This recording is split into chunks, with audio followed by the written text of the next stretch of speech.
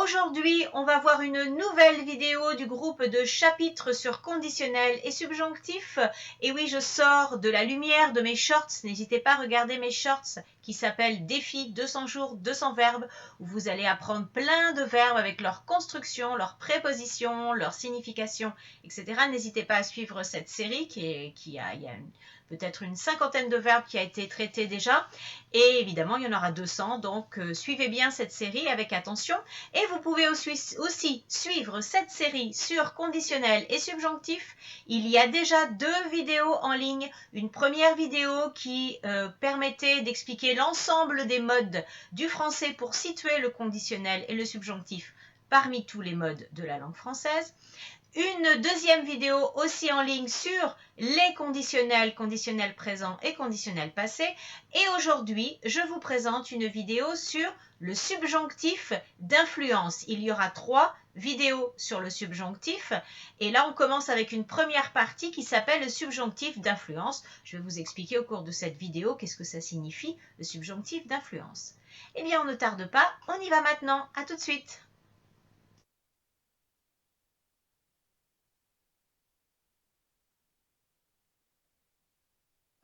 Alors, on commence tout de suite avec un rappel d'abord de conjugaison. Alors, je ferai un rappel de conjugaison du subjonctif uniquement dans cette vidéo. Je ne ferai pas dans les 2 prochaines vidéos. Donc, pour ceux et celles qui arriveront, je vous expliquerai ça dans les prochaines vidéos. Mais regardez cette vidéo absolument si vous avez besoin d'un rappel de conjugaison. On va commencer d'abord par les verbes réguliers. Alors, la conjugaison du subjonctif, elle est très très simple parce qu'elle prend ses formes dans les autres temps que vous connaissez déjà. Pour la plupart dans le temps présent et pour les 2 personnes du pluriel nous et vous dans l'imparfait. Donc c'est le cas des verbes en ER, les formes des personnes je, tu, il, elle singulier et il, elle pluriel seront exactement comme le présent et les formes de nous et vous seront exactement comme l'imparfait. J'ai pris l'exemple du verbe manger. Je mange, tu manges, il, elle mange, nous mangions, vous mangiez, il, elle mange. Vous ferez attention à toutes les petites particularités du présent avec les changements d'accent ou les voyelles qu'on insère, etc. pour la prononciation, pour des raisons phonétiques. Faites une grosse révision du présent et ça va vous permettre de bien conjuguer le subjonctif tout simplement. Alors, pour ce qui concerne les verbes des autres infinitifs, IR, RE et OIR. Alors, nous et vous seront comme l'imparfait, mais je, tu, il, elle singulier et il, elle pluriel vont utiliser une technique avec une base, bon, c'est pas compliqué. On va prendre la base de il, elle pluriel au présent. Et on va ajouter les terminaisons E, ES, E, ENT. E pour je, il et elle singulier, ES pour tu et ENT pour il et elle pluriel. Donc je prends l'exemple du verbe prendre. Au présent, ils prennent au pluriel. Je garde la base PRE 2N et je complète avec les terminaisons je prenne, tu prennes, il, elle prennent, il, elle prennent 2N, ENT pour le pluriel. La même chose avec finir. Ils finissent, finissent, je finisse, tu finisses, il, elle finissent, il, elle finissent, ENT. Et les personnes, donc comme j'ai dit, nous et vous sont comme l'imparfait. Nous prenions, vous preniez pour le verbe prendre. Nous finissions, vous finissiez pour le verbe finir. On va tout de suite voir maintenant les verbes irréguliers. C'est pas compliqué non plus, il n'y en a pas beaucoup. Donc, pour ce qui est des verbes irréguliers, il y en a donc 7. Donc, c'est pas compliqué, on les mémorise, hein, ça fait pas beaucoup. Pour vous aider un petit peu, je vous ai fait un petit classement pour comprendre un petit peu comment ça fonctionne, le système. Parce que c'est pas très compliqué. On a d'abord 3 verbes qui ont une base irrégulière qui est spécifique au subjonctif. Et on complète avec les fins qu'on retrouve dans les verbes réguliers, qui sont E, ES, E, IONS, IEZ, ENT. Alors, par exemple, pour le verbe faire, on a la base face avec double S et donc on complète avec les fins. Je ne vous lis pas le verbe, hein, mais voilà. Pouvoir, on a la base puisse, P-U-I-2-S, et donc on complète avec les fins. Et pour le verbe savoir, on a la base sache, S-A-C-H. Cette base-là, elle n'est pas complètement inconnue, elle n'est pas spécifique au subjonctif parce qu'on la retrouve dans l'impératif qu'on étudie un petit peu plus tôt. Donc celle-là, normalement, quand vous arrivez à l'étude du subjonctif, vous la connaissez déjà. Ensuite, on a un autre groupe avec le verbe aller et vouloir, c'est-à-dire que là, on a une base irrégulière spécifique du subjonctif, qui est la base aille pour le verbe aller et la base veuille pour le verbe vouloir. Vous ferez attention à la prononciation. Aille pour aller et veuille pour vouloir. Et puis alors, on va maintenir nous et vous à l'imparfait, c'est-à-dire qu'on prendra directement les bases de l'imparfait. Là, je vais vous lire les verbes pour que tout ça soit clair. Le verbe aller. J'aille, tu ailles, il, elle aille, il, elles aillent, pluriel. Et nous allions, vous alliez. Donc, vous faites attention, il y a i, elle pour les personnes je, tu, il, elle singulier, il, elle pluriel. Par contre, il y a simplement double L que je prononce le, allions, alliés, pour les formes nous et vous. Si vous voulez mémoriser ça, il y a une petite technique, c'est-à-dire que pour les premières personnes, vous avez le i avant les deux L, et pour nous et vous, vous avez le i après les deux L. Ça, c'est une petite manière de se souvenir. Je vais lire le verbe vouloir. Je veuille, tu veuilles, il, elle veuille, il, elle veuille, au pluriel. Nous voulions, vous vouliez. Donc là, il n'y a pas de confusion possible puisque la base imparfait, elle est vraiment très particulière, très différente des autres. Ok. Ensuite, on a les verbes être et avoir, alors qui ont une base irrégulière, mais avec des fins, des terminaisons particulières qui ne sont pas comme les autres verbes du subjonctif. Et puis, on trouve le y à la place de, pour les personnes nous et vous, à la place du i, iez, ions, iez, on va avoir yons, yez. Je vais lire les verbes, vous ferez très attention aux terminaisons. Pour le verbe être, la base est soit.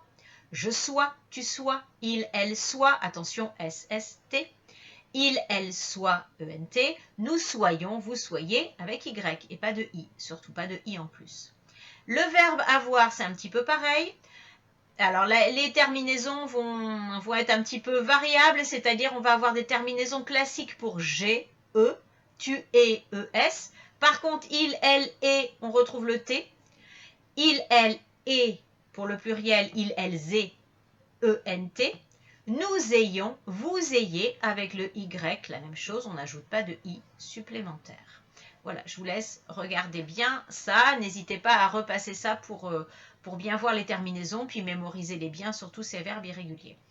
On y va maintenant, je vous explique. Maintenant, qu'est-ce que ça signifie un verbe, un subjonctif d'influence? Alors, voyons voir le subjonctif d'influence. Un sujet influence un autre sujet. Voilà, ça c'est la base, la règle. C'est la base, c'est le principe même du subjonctif, c'est qu'on a toujours deux sujets différents, puisque je vous avais expliqué dans la vidéo sur les modes que le subjonctif c'était un temps accompagnant, c'est-à-dire qui accompagne un autre temps, il ne peut pas exister tout seul, il ne peut pas exister sans un autre temps ou de l'indicatif ou quelquefois du conditionnel. Donc on va avoir deux sujets et dans la grande majorité des cas, deux sujets différents. Évidemment, il y a quelques exceptions toujours, mais partez du principe que ce sont deux sujets différents, parce que s'il n'y a pas deux sujets différents, souvent, s'il y a un seul sujet, le deuxième verbe sera le plus souvent à l'infinitif. Alors, ou au gérondif dans certains cas. Je vous fais référence, vous regarderez ma vidéo sur le gérondif dans ce cas. Alors, on a un premier sujet.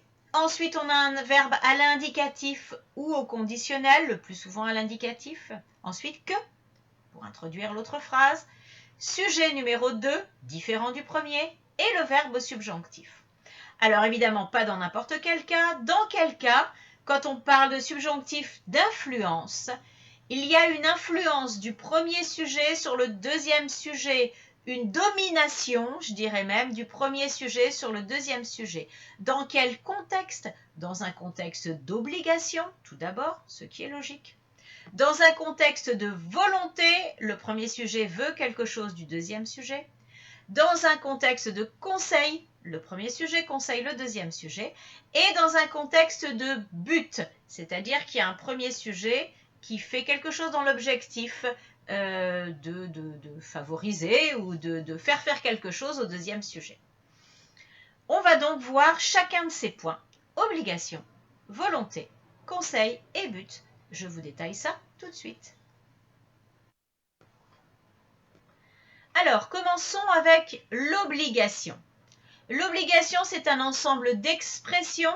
Alors, d'expressions impersonnelles, qu'est-ce que ça veut dire une expression impersonnelle? Ça veut dire que c'est un verbe qui est introduit par il, mais ce il ne fait pas référence à quelqu'un. C'est un il qui est juste là pour permettre de conjuguer le verbe. C'est un pronom neutre. On n'a pas de pronom neutre comme it en anglais, par exemple, en français. Donc, on va utiliser le plus neutre, ça va être il. Donc, ce pronom-là est impersonnel, ne fait pas référence à une personne. Mais, au niveau de la structure, il va être considéré comme un sujet, un. Et donc, après que, avec le subjonctif, on aura un sujet de, qui là, dans ce cas, sera une personne. Je, tu, il, nous, vous, il, elle, etc. Et on a donc, alors je vous cite les expressions impersonnelles, il y a le fameux il faut que, quand on apprend le subjonctif, on commence avec il faut que, mais il y a d'autres expressions impersonnelles pour exprimer l'obligation. Il est nécessaire que, il est indispensable que, ça veut dire qu'il est vraiment, vraiment très, très nécessaire. Il est impératif que, ça veut dire que c'est absolument obligatoire. Vous pouvez aussi utiliser des verbes. Donc, vous conjuguez le verbe à l'indicatif, par exemple, et ensuite, après que, vous mettez un verbe subjonctif. Donc là, on a un premier sujet qui, là, va être une personne. Je permets que, tu permets que, nous interdisons que, etc. Quelques exemples. Il est indispensable que vous apportiez votre livre en cours. L'enseignant interdit que les étudiants utilisent leur téléphone en classe. On pourrait dire aussi, l'enseignant interdit aux étudiants d'utiliser leur téléphone en classe. Donc, on voit que le subjonctif n'est pas obligatoire. On peut avoir une structure un petit peu simplifiée avec l'infinitif aussi. Tout est possible. Voilà, vous pouvez utiliser les deux, sachant que la structure au subjonctif sera évidemment un petit peu plus formelle et montrera que vous avez fait un effort supplémentaire pour conjuguer le verbe, alors que dans la deuxième phrase, il n'est pas conjugué. Ok, on voit tout de suite le deuxième contexte du subjonctif d'influence qui est la volonté. Alors, pour ce qui concerne la volonté, le contexte de volonté, donc il y a une personne qui veut quelque chose d'une autre personne. On va avoir une série de verbes, des verbes que vous connaissez très très bien, qui vont être suivis de que plus le subjonctif. On a évidemment le verbe vouloir, le verbe demander, le verbe accepter, refuser, attendre. Attendre, oui, ici, ça va être la traduction de expect. C'est une expectation, en français on peut le dire aussi. Et donc ici, c'est un tout petit peu différent. C'est vraiment, on attend que quelqu'un fasse quelque chose, donc on contrôle la situation. Donc ça fait vraiment partie des verbes d'influence. On a le verbe décider, le verbe exiger. Je ne sais pas si tout le monde connaît le verbe exiger. Exiger, c'est demander très fortement, vouloir très fortement. Il faut absolument répondre à la demande. Exiger, c'est très très fort comme sens. On a le verbe ordonner qui est fort aussi. Et puis, on a aussi les verbes souhaiter, désirer, alors qu'ils sont un petit peu plus soft. Mais comme il y a quand même une volonté qui est induite, on va le faire suivre du subjonctif, les faire suivre du subjonctif. On a aussi les expressions verbales avoir besoin que et avoir envie que. Alors, à chaque fois, je mets 3 petits points parce qu'évidemment, il y en a d'autres, il n'y en a pas énormément d'autres, mais voilà, je vous mets les principaux. Déjà, avec ce que je vous mets ici, vous pouvez faire beaucoup de choses. Je vous donne des exemples. Je veux que vous finissiez ce travail aujourd'hui. Elle attend que le médecin lui fasse l'ordonnance. Nous avons besoin que vous répondiez rapidement. Et voilà. On passe au suivant, le suivant qui va être le conseil. Alors, voyons maintenant le conseil, la situation du conseil. Alors, il y a peu d'expressions et c'est dans ces expressions-là qu'on va pouvoir utiliser le plus souvent le conditionnel. Je n'ai pas dit qu'on ne pouvait pas l'utiliser avec les autres, mais c'est vrai que quand il y a une demande de volonté, une demande d'obligation, on n'est pas trop dans le conditionnel, parce que le conditionnel adoucit, rend plus soft la demande. Donc, ce n'est pas l'ordre ou la volonté. Par contre, le conseil, évidemment, on va y aller plus soft. Hein, on y va, quand on conseille avec le verbe devoir, on met généralement le verbe devoir au conditionnel, c'est son intérêt. Je vous fais référence à la vidéo précédente sur le conditionnel, où j'explique ça. Donc, on va trouver évidemment des expressions de conseil avec le conditionnel pour rendre ce conseil plus soft, cette forme un peu plus soft pour que ça ne devienne pas un ordre, quelque chose de trop exigeant. Alors, vous avez deux principales expressions avec mieux. Il vaut mieux que ou il vaudrait mieux que. Je vous l'ai mis aussi au conditionnel. C'est mieux que ou ce serait mieux que. On pourrait aussi utiliser il est mieux que, il serait mieux que impersonnel pour rendre l'expression un petit peu plus formelle. Je vous donne deux exemples. Il vaudrait mieux que vous évitiez de le rencontrer. C'est mieux que vous commenciez par l'introduction. Voilà, tout simplement. On passe maintenant à un autre point, alors qui est un petit peu particulier par rapport aux points qu'on vient de voir, qui sont un petit peu plus logiques. On va voir le but. Le but fait partie du subjonctif d'influence, parce que ce n'est pas un but pour soi, c'est un but pour les autres. Je vous explique ça tout de suite.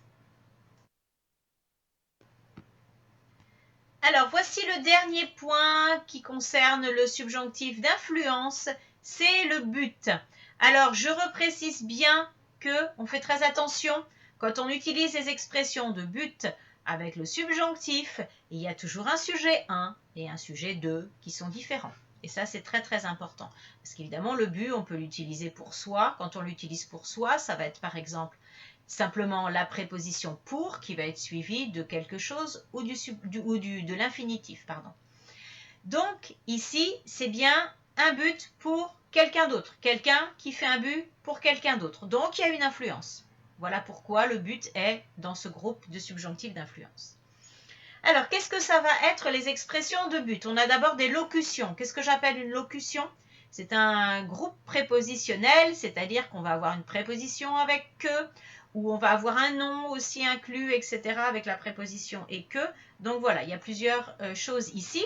On va trouver pour que, ça le classique, afin que, qui est un tout petit peu plus formel, et puis des expressions plus précises comme dans le but que, dans l'objectif que, dans la perspective que, voilà, tout ça, ça rend le discours vraiment un petit peu plus précis, formel et plus riche d'expression. On a aussi les trois formes de façon que, de manière que, de sorte que. Il n'y a pas une grande différence entre les trois, la façon, la manière, la sorte. Ça va dépendre du contexte, mais c'est vraiment minime. La différence entre les trois est vraiment minime.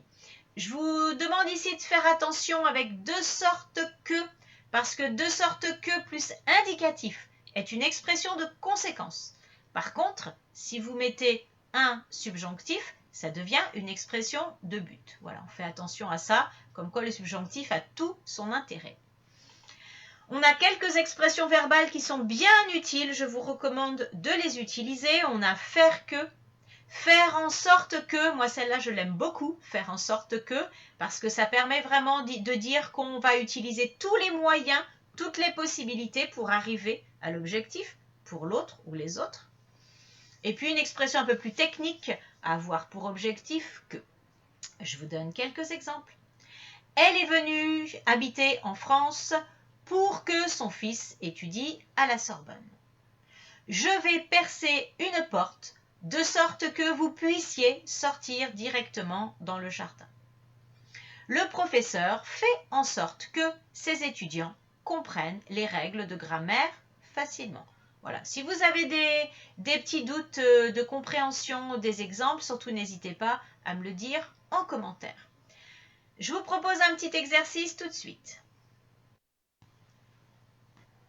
Alors, je vous propose un petit exercice libre. Cette fois, il n'y aura pas de correction particulière. Je vous invite à compléter librement le début de ces phrases, donc avec les expressions. Alors, à vous de voir ce qui correspond le mieux à la fin de phrase, soit l'obligation, soit la volonté, soit le conseil, soit le but. Alors, évidemment, si c'est le but, il faudra une première phrase. Donc ça, vous pouvez l'imaginer, la créer, il n'y a pas de problème. Je vous invite donc, si vous voulez faire l'exercice, à mettre vos réponses en commentaire et je vous corrige, je vous dis si ces phrases ont du sens ou pas et je vous donnerai quelques explications supplémentaires s'il y a des incompréhensions encore. Ne soyez pas trop exigeants sur le timing de la correction, j'essaye de voir évidemment de gérer tout ensemble. Il se peut que ça prenne quelques jours avant que je corrige l'exercice. Donc ne soyez pas trop exigeants, merci. Ok, donc je vous invite à faire l'exercice. Je vous retrouve tout de suite. Et voilà, on arrive à la fin de cette vidéo sur le subjonctif d'influence. J'espère que ça vous aura apporté beaucoup d'informations pour vous exprimer mieux en français. Alors le subjonctif d'influence, évidemment, vous en aurez besoin impérativement pour l'examen du DELF B2 au moins. C1, évidemment. Bon, même, il y aura peut-être même des choses en plus en C1. Mais en B2, déjà, avec ça, vous allez pouvoir faire beaucoup de choses. Je vous invite à vous abonner à ma chaîne YouTube. Je précise que je ne suis pas rémunérée par YouTube pour mes vidéos. Je vous les fais bénévolement, je vous les offre.